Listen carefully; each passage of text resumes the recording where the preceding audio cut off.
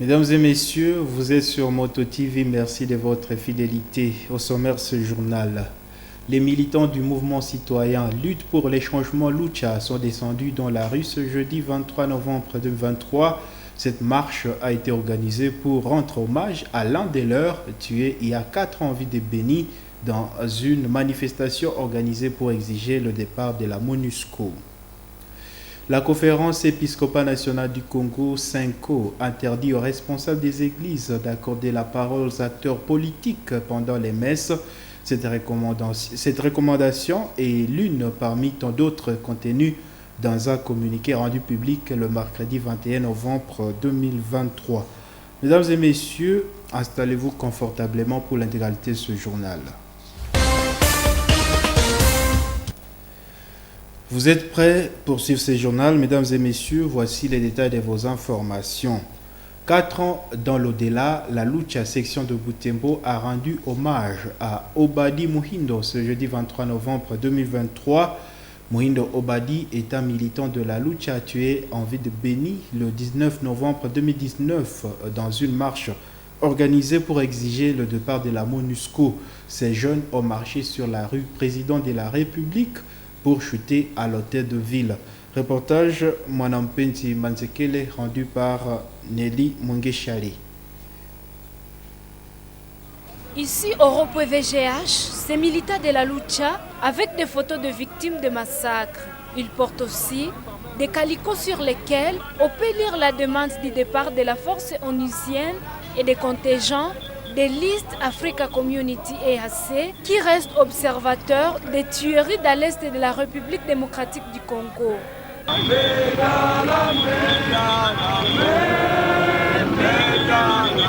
Les militants de la Lucha vont chuter leur marche à la mairie de Butembo. Ici, ils scandent certains chants en attendant leur réception.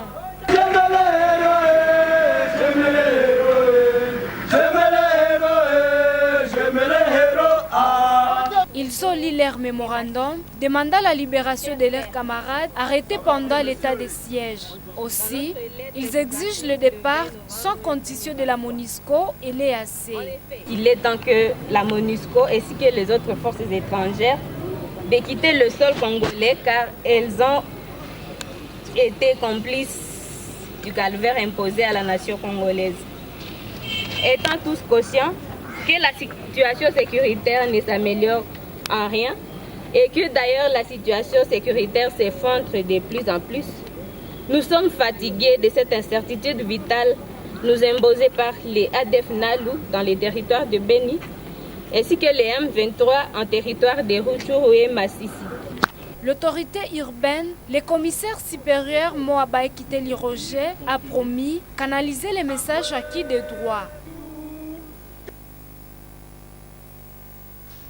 Campagne électorale pour les élections du 20 décembre 2023 en République démocratique du Congo. En ville de Butembo, les candidats et leurs partisans sont très mobilisés pour battre campagne. Ce jeudi 23 novembre 2023, Moto TV a constaté l'ambiance de leur propagande politique dans des points chauds de la ville. Des affiches sont déjà placées et des équipes de sensibilisation sont à l'œuvre pour vendre leurs candidats. Tanzouaïnda Sami et Nelly Mungeshali ont fait ce constat. C'est cette ambiance qui caractérise la campagne électorale à ville de Butembo. Comme ici, au rond-point Malumalu, des affiches de plusieurs candidats présidents, des députés nationaux et provinciaux sont placardées sur des monuments, sur des murs et même dans la pelouse. Sur la route Mutanga, des véhicules des équipes de campagne circulent avec la musique de campagne de chaque candidat. Au rond-point Mutanga, un candidat et son équipe de campagne sensibilisent les électeurs. Même en pièce au niveau de Matanda et dans les ronds-points Ziapanda dans la partie sud de la ville.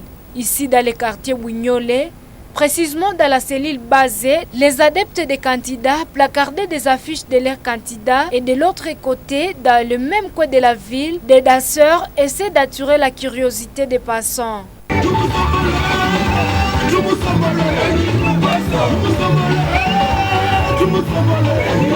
Dans presque tous les ronds-points et quartiers de la ville de Butembo, des affiches sont placardées et les équipes de campagne passent toute la journée en train de sensibiliser les électeurs à voter pour leurs candidats. Ainsi sera l'ambiance pendant un mois de campagne. Et à quelques jours des élections, la Conférence épiscopale nationale du Congo, SENCO, interdit aux responsables des églises d'accorder la parole aux acteurs politiques pendant les célébrations eucharistiques.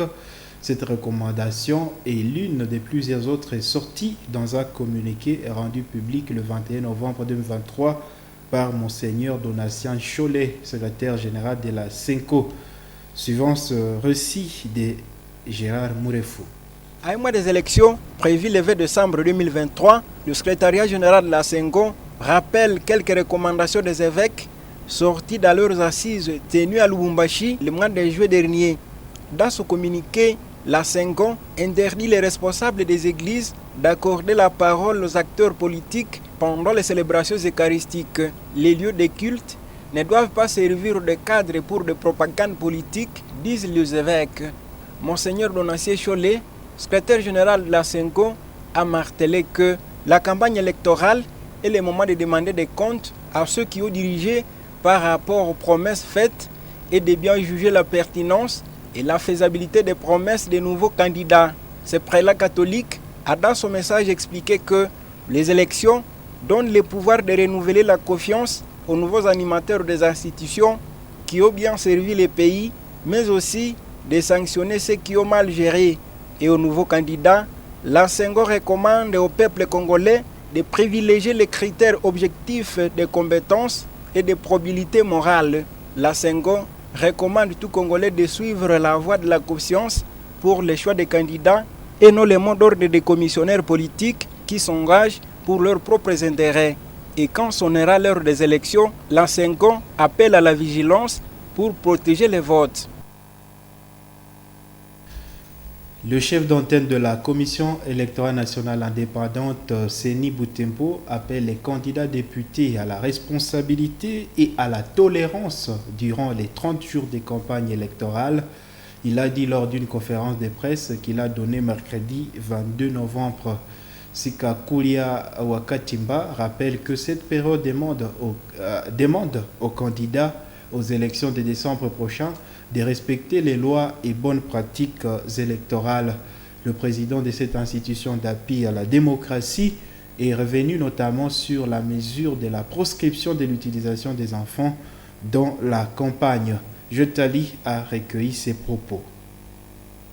Les candidats ont commencé à battre la campagne depuis le dimanche le 19. Et jusque-là, en tout cas, il n'y a aucun incident à signaler. Tout simplement, ce que nous allons recommander aux candidats et à leur état-major, c'est de battre campagne en respectant la loi. Les règles des jeu doivent être vraiment très démocratiques. Il ne faut pas se critiquer entre eux, lancer des injures ou bien critiquer l'autre.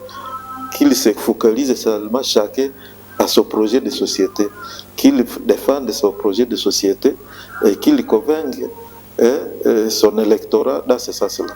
Vous ne pouvez pas prétendre dire que cet électorat ou bien tel quartier, c'est un quartier qui m'appartient, moi, candidat X, Y. Le candidat dans la circonscription X est libre de sillonner sur toute l'étendue de la circonscription sans être freiné par qui que ce soit. Pour dire que non, n'allez pas dans cet axe ici, c'est mon axe. Non. Dans les écoles, non. Les écoles ou les mineurs, là, il faut épargner les écoles. Il faut battre campagne en dehors des écoles. Si ce sont des élèves ou des étudiants qui sont peut-être majeurs, n'allez pas les suivre à l'institut ou bien à l'université ou bien à l'école. Attendez-les tout simplement dans les quartiers. Regardons la page académique, chers téléspectateurs. L'Université de l'Assomption au Congo continue à inscrire les nouveaux étudiants et des anciens qui montent des cycles. Ces activités d'inscription se déroulent à l'apparitoire central de l'UAC installé momentanément au site Kambali. Pour les finalistes du secondaire, l'UAC continue de recevoir les nouveaux étudiants. Delphin Boya a fait les constats. Ce site de l'Université de l'Assomption au Congo UAC est situé au quartier Kambali. C'est le bâtiment jubilé qui abrite ces installations de la Paris Torah. C'est jeudi 23 novembre 2023. 4 jours nous séparent de l'ouverture solennelle de l'année académique. Les futurs étudiants de l'UAC s'alignent dans l'objectif de confirmer leur place à l'UAC. C'est le cas de Sarah Bagouma, qui est ici depuis 10 heures. Elle est déterminée à prendre l'inscription ce jour même. Elle désire faire la polytechnique pour devenir ingénieure. Au sortir de ce bureau, elle se dit contente d'avoir été accueillie à l'UAC. Elle a l'espoir que cette institution va l'aider à réaliser ses rêves. Elle appelle les autres finalistes à faire le beau choix. J'ai toujours voulu être ingénieure. Oui, j'en suis sûre et certaine. Je veux dire, c'est comme un rêve pour moi de devenir ingénieure un jour. Qu'est-ce que tu peux dire à ceux-là qui n'ont pas encore eu le choix de venir s'inscrire à l'UAC? Je veux juste les encourager, de les dire de ne pas hésiter, de venir chez l'UAC. Kakule Sivamwandi Zarko a pris tout son temps pour attendre son inscription. Ce tour arrivé, il prend son inscription en sciences économiques et gestion à département de management. Il veut être un entrepreneur de qualité. J'apprécie fort l'IAC parce que c'est différent d'autres institutions. Dans la société, souvent j'aime faire l'entrepreneuriat et puis soutenir des gens, faire aussi la gestion des entreprises. J'ai dit à tout le monde de venir faire des inscriptions ici à l'IAC parce qu'au moins on encadre bien les gens et c'est une bonne université. L'ouverture solennelle de l'année académique 2023-2024 est prévue pour le lundi 27 novembre 2023 à l'UAC, conformément au calendrier de l'ESI qui avait prévu la rentrée à partir du 13 novembre dernier. Une nouvelle institution supérieure vient d'être implantée en ville de Goma. Il s'agit de l'Université des Martyrs du Congo. Cet établissement public d'enseignement universitaire a pour objectif d'assurer une formation académique de qualité gratuite aux enfants des militaires, des policiers, aux déplacés et orphelins victimes de guerre et aux démobilisés des programmes initiés par le gouvernement en RDC. Elle a été implantée au Nord Kivu pour aider la population victime de l'insécurité, a expliqué Jean-Marie Moutolirano, chargé des recrutements des nouveaux étudiants dans les Grands Nord pour les comptes de cet établissement universitaire. Sacré Kangiti et Mirembe Chitawite l'ont interrogé.